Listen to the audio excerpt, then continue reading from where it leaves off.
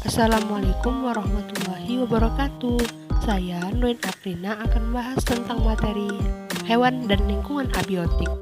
Adapun materi dari hewan dan lingkungan abiotik, yang pertama ada respon hewan terhadap lingkungan abiotik, yang kedua ada siklus biogeokimia, dan ketiga ada habitat dan relung yang mempengaruhi kehidupan hewan.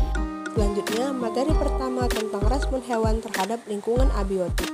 Respon dan adaptasi perilaku hewan merupakan aktivitas terarah berupa respon terhadap kondisi dan sumber daya lingkungan. Terjadinya suatu perilaku melibatkan peranan reseptor dan efektor, serta koordinasi saraf dan hormon. Respon hewan terhadap kondisi dan perubahan lingkungan bersifat reaktif. Artinya, respon itu terbentuk dan berlaku pada saat pengaruh kondisi dan perubahan-perubahan yang terjadi di lingkungan. Tujuan akhir dari respon adalah untuk mempertahankan hidupnya.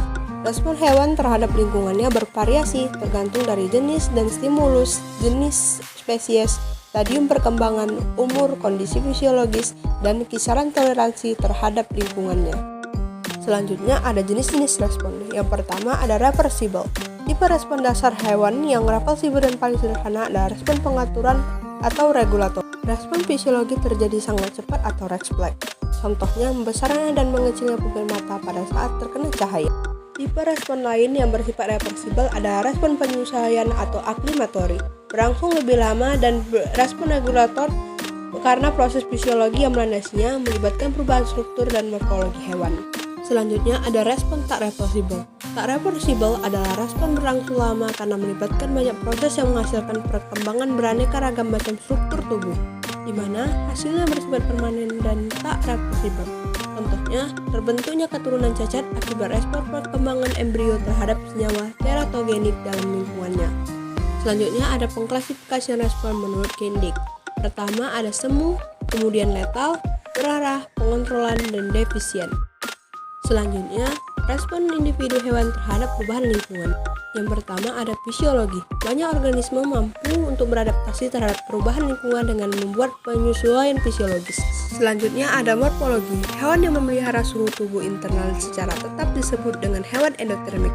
Dalam lingkungan yang dingin, ia memiliki kemampuan untuk beradaptasi dengan cara meminimalkan energi yang dikeluarkan. Selanjutnya ada perilaku. Banyakkan hewan menghadapi perubahan lingkungan dengan cara bergerak dari satu habitat ke habitat lainnya untuk menghindari bagian yang tidak cocok. Selanjutnya, faktor-faktor yang mempengaruhi respon hewan. Yang pertama ada faktor biotik. Faktor biotik merupakan faktor hidup semua organisme yang merupakan bagian dari lingkungan suatu individu. Kemudian faktor abiotik. Faktor abiotik merupakan faktor-faktor yang tak hidup, seperti suhu, cahaya, air, iklim, sinar matahari, dan lain sebagainya. Yang kedua adalah siklus biogeokimia. Siklus biogeokimia atau yang sering disebut dengan siklus organik-anorganik adalah siklus unsur-unsur atau senyawa kimia yang mengalir dari komponen abiotik ke komponen biotik dan kembali lagi ke komponen abiotik. Siklus pertama ada siklus nitrogen. Siklus nitrogen adalah suatu proses perubahan senyawa yang mengandung unsur nitrogen yang kemudian berubah menjadi berbagai macam bentuk kimiawi lain. Gas nitrogen adalah ikatannya stabil dan sulit bereaksi, sehingga tidak bisa dimanfaatkan secara langsung oleh makhluk hidup. Nitrogen bebas juga dapat bereaksi dengan hidrogen atau oksigen dengan bantuan kilat atau petir yang bentuk nitrat atau NO. Yang kedua ada siklus karbon dan oksigen. Proses timbal balik fotosintesis dan respirasi seluler bertanggung jawab atas perubahan dan pergerakan utama karbon. Naik turunnya CO2 dan O2 di atmosfer secara musiman disebabkan oleh penurunan aktivitas fotosintetis.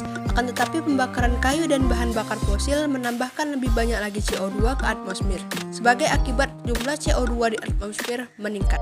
Yang ketiga ada siklus air. Siklus air adalah gerakan sirkulasi yang akan membentuk air di planet bumi. Dalam sirkulasi atau perputaran tersebut meliputi gerakan yang dimulai dari air laut menuju atmosfer dalam bentuk uap kemudian kembali lagi ke bumi. Air yang menguap dari lautan membentuk awan, kemudian awan bergerak ke daratan, lalu turunlah hujan. Hujan tersebut nantinya akan mengalir lagi dan akan kembali menguap. Selanjutnya, siklus keempat adalah siklus belerang. Siklus belerang atau siklus sulfur dalam lingkungan hidup sama rumitnya dengan siklus nitrogen. Unsur belerang ini banyak terdapat dalam bentuk oksidanya serta dalam bentuk sulfidanya. Unsur belerang yang diperlukan oleh tumbuh-tumbuhan adalah dalam bentuk senyawa sulfatnya. Siklus terakhir ada siklus fosfor. Siklus fosfor dalam lingkungan hidup relatif lebih sederhana dibandingkan dengan siklus-siklus bahan kimia yang lain, tapi siklus fosfor ini mempunyai peranan yang sangat penting sebagai pembawa energi dalam bentuk ATP atau adenosin trifosfat. Selanjutnya ada materi habitat dan relung yang mempengaruhi hewan. Pertama, pengertian habitat.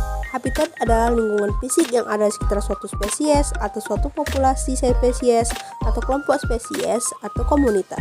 Dalam ilmu ekologi, bila pada suatu tempat yang sama hidup berbagai kelompok spesies, mereka berbagi habitat yang sama, maka habitat tersebut disebut dengan biotop. Juga merupakan istilah yang dapat dipakai untuk mendeskripsikan habitat. Selanjutnya, istilah lain habitat di berbagai lingkungan. Pertama, seleksi alam. Seleksi habitat juga diartikan sebagai tindakan memilih kombinasi unsur abiotik dan biotik yang tersedia dengan tujuan memenuhi peristiwa sejarah hidup suatu organisme. Selanjutnya, ada ketersediaan habitat. Ketersediaan habitat adalah akseptabilitas dari area potensial suatu organisme untuk menemukan lokasi yang sesuai bagi kelangsungan hidup dan reproduksi organisme. Kemudian ada kerusakan habitat. Kerusakan habitat adalah proses yang menyebabkan habitat alami menjadi tidak lagi berfungsi untuk menyokong kehidupan spesies asli. Yang terakhir ada fragmentasi habitat. Fragmentasi adalah pemecahan habitat yang mengakibatkan organisme di dalamnya kesulitan untuk membuat pergerakan dari fragmen satu ke fragmen lainnya. Yang selanjutnya ada relung atau niche. Relung atau niche adalah posisi atau status suatu organisme dalam suatu komunitas dan ekosistem tertentu yang merupakan akibat dari adaptasi struktural, tanggap fisiologis, serta perilaku spesifik organisme itu. Jadi, relung suatu organisme bukan hanya ditentukan oleh tempat organisme itu hidup, tetapi juga berbagai fungsi yang dimilikinya. Dapat dikatakan bahwa secara biologis, relung adalah profesi atau cara hidup organisme dalam lingkungan hidupnya. Apabila terdapat dua hewan atau lebih mempunyai niche yang sama dalam satu habitat yang sama, maka akan terjadi persaingan. Dalam persaingan yang ketat, masing-masing jenis mempertinggi efisiensi cara hidup dan masing-masing akan menjadi lebih spesialis, yaitu relung menyempit. Akan tetapi, bila populasi semakin meningkat, maka persaingan antar individu di dalam jenis tersebut akan terjadi pula. Terima kasih telah melihat video saya.